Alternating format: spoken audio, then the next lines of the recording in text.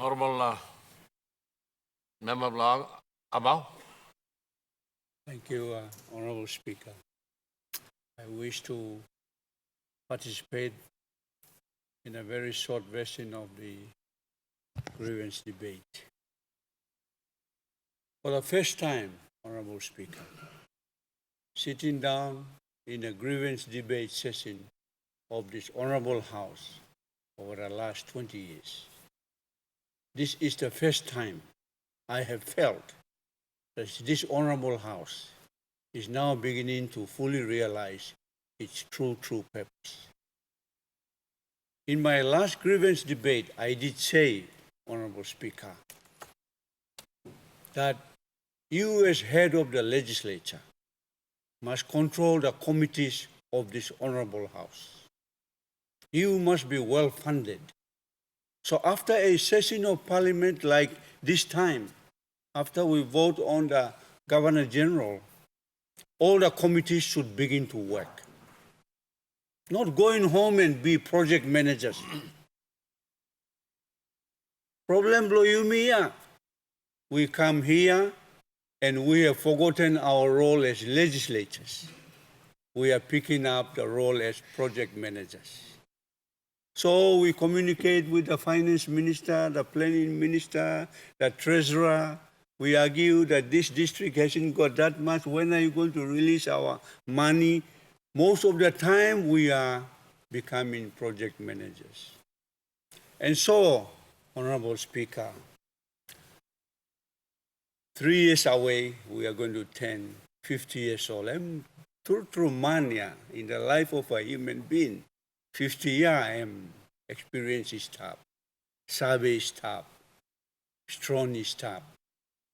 And so I strongly recommend, Honorable Speaker, that the executive government establish support the Constitutional Law Reform Commission in a big way, and the Parliamentary Committee on Laws in a big way, so that we then say which laws are outdated in this country. Let's list them down.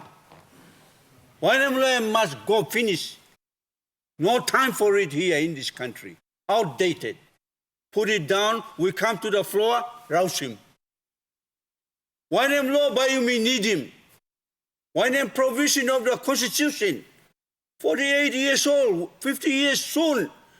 It's time for us to review and use the hindsight, 50 years of development experience, and come and say, Mama Law, you have guided us this far. People are like, send him now for the next 50 years. Who is going to do that? This House here? And so the discussion today, on the debate today, is more than what the role of this Honorable House should be. In the previous debate, it's about that project, this project, that project. Honorable Speaker, I think we have to change now. We as legislators and policy makers will have to change. Honorable Speaker, many of the young leaders know I'm the only one that turns up on time through an NEC meeting when I was Minister of State. I was the only one turning up in time for this parliamentary meeting. I turn up on time for government caucus.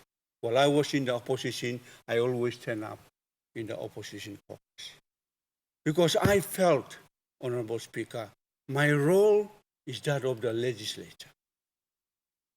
And so number one priority must come to this place. What is then our challenge, Honorable Speaker? Let me point out one factor which is a weakness. For example, those of us who are open members, we don't have access to high-powered technical advice. We don't even have internet in our offices. We can't even engage somebody that we want a law to be changed. We just have to go through the Attorney General or go through the committee or we just sit down and say our role is to bring development to Abau. That has been what we are. But when we come as leaders, as legislators, and as policymakers, we are devoid of the technical support. Honorable Speaker, I think this is one area that we really have to look at to beef up the capacity of the leaders of this nation. Prime Minister, I understand, has 32 positions to support the office of the Prime Minister. Deputy Prime Minister, I understand, has 15 positions. Ministers of State have 8 positions to support them, plus their departments. Open members, no gatia. People are no gatia. So, how will we come and debate here? So, the House is devoid of this level of debate.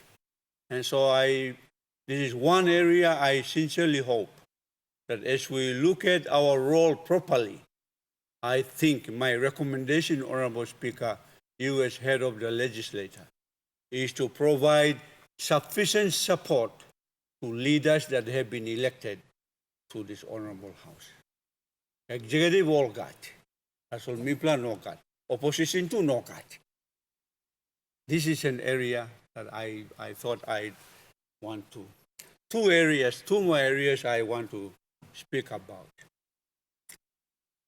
For 21 years, Honorable Speaker, our country has experienced an autonomous government in the region of Bougainville.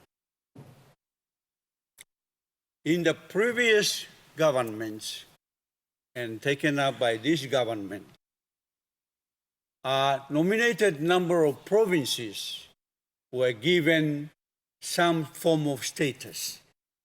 We are not calling it autonomous arrangement, but devolvement of power in the name of a service delivery agreement. My debate is, I think the nation, because we are a highly diverse country, and we know the diversity that we have, we cannot cut and paste what's happening in Anga and allow the Morobe province to do the same. It's different. We are different. And therefore, my argument, Honorable Speaker, is having experienced in one region of our country 21 years of an autonomous arrangement, I would strongly recommend to the government, our government, that we seriously look at an autonomous structure so that we can then devolve the powers away from, and I quote, the Waigani swamp, which exists on the other side. What is Waigani swamp means central control. There is too much central control here in Waigani, Port Moresby.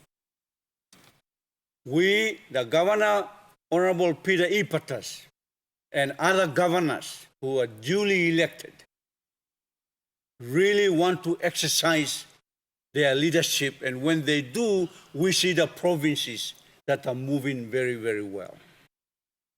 With 21 years of experience, we've been giving funding to Bougainville, Mr. Speaker. I think that's a very good experience for the Minister for Intergovernment Relations to take on board and structure the right arrangement so that we can manage a staged approach to giving powers to provinces, that the issues that we've been complaining about. For example, one complaint that I hear regularly is, why is the provincial financial manager from Waigani? Why are they appointing the district finance manager from Waigani? Why don't we appoint these people so they are accountable to us? Those are some of the areas, I think, in an autonomous structure. And with our 21 years in this country through the region of Bougainville, I think we have an opportunity to struck a good structure so that devolvement of power, we may not call it autonomy, but devolvement of power can be managed in such a way that powers and therefore resources and structures can therefore be managed successfully. I want to sit down with this comment and my observation. I believe that the 1995 reforms on the organic law on provincial governments and local level governments was one of the worst reforms that this country ever had. And therefore, it is incumbent of this 11th Parliament to completely review and overhaul the 1995 organic law on provincial governments and local level government. Thank you, Honourable Speaker.